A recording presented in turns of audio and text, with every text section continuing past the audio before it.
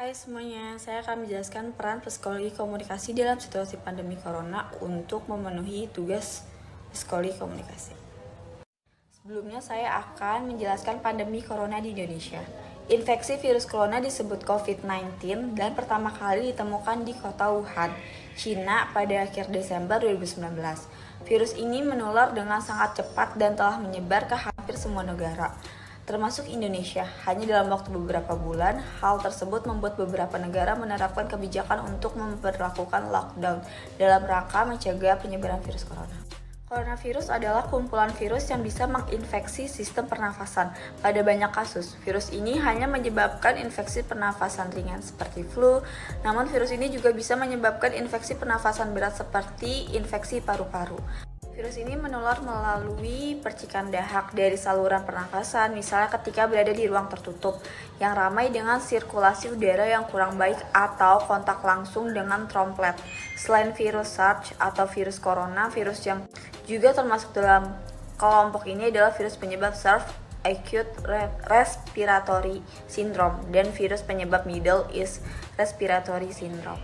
Pemerintah mengingatkan masyarakat untuk selalu waspada penularan virus corona-19 kepada orang-orang terdekat.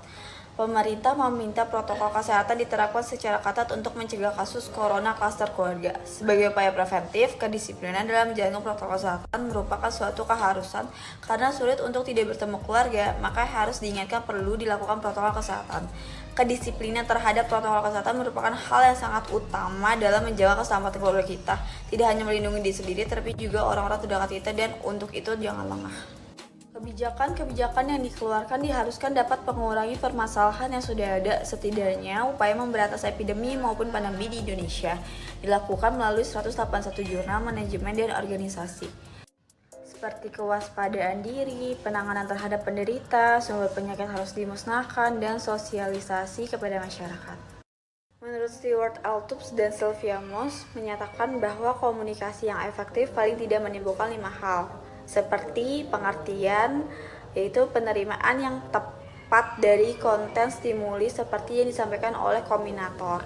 Kesenangan, yaitu komunikasi yang dilakukan untuk menimbulkan kesenangan atau petty communication.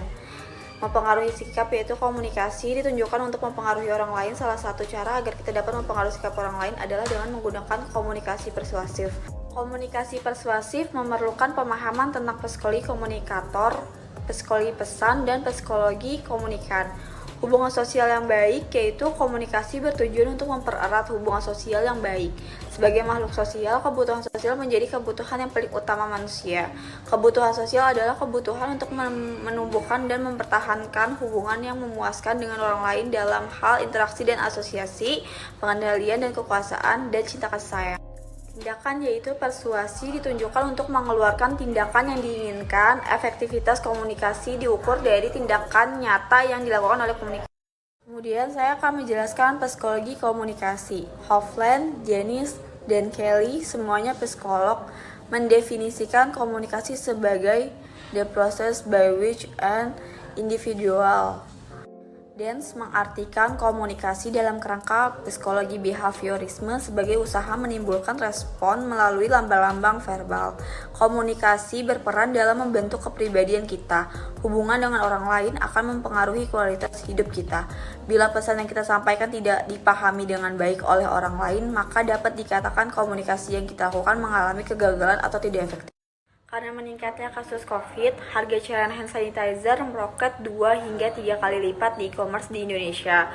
Lonjakan harga gila-gilaan terutama terjadi pada tanggal 2, 10, dan 11 Maret. Hand sanitizer itu dijual di kisaran 40.000 ke atas, sedangkan harga biasanya 15-20.000. Harga produk-produk hand sanitizer juga mengalami kenaikan dengan rata-rata menjadi 46-404.000 di Tokopedia, Shopee, dan Bukalapak sejak tanggal 2 Maret 2020 dan kembali lagi meroket harganya dengan puncak kenaikan pada 11 Maret, yaitu menjadi 60-570.000.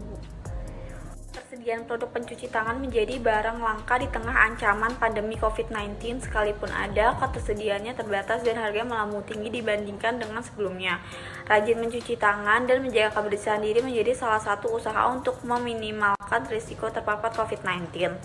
Seiring dengan itu, ketersediaan sabun pencuci tangan, hand sanitizer, dan masker menjadi barang yang sulit ditemukan di apotik, toko obat, pusat pembelanjaan, atau minimarket. Perilaku masyarakat saat pandemi corona dilihat dari teori konsumsi manusia. Pemerintah Provinsi DKI Jakarta kembali menerapkan pembatasan sosial berskala besar. Dalam aturan terbaru ini, restoran ternyata masih bisa buka sesuai jam operasional, tapi hanya untuk pemesanan yang dibawa pulang.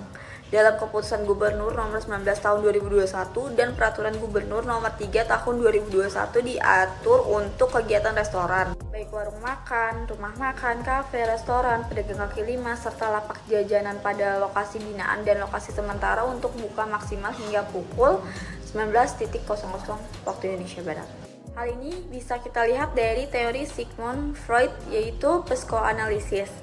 Ia memfokuskan perhatiannya kepada totalitas kepribadian manusia, bukan pada bagian-bagiannya yang terpisah.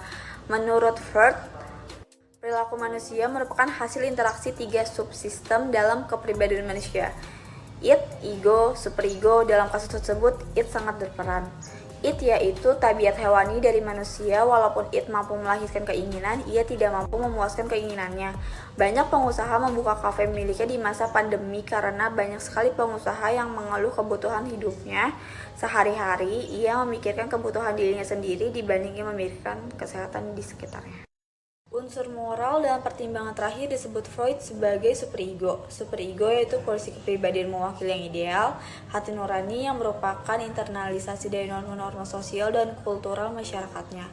Ketika banyak pengusaha kafe yang lain dengan membuka kembali kafenya, banyak juga kafe yang mempromosikan dagangannya melalui aplikasi, sehingga kafe yang mempromosikan dagangannya melalui aplikasi tidak terlalu cemas dengan keadaan sekitarnya.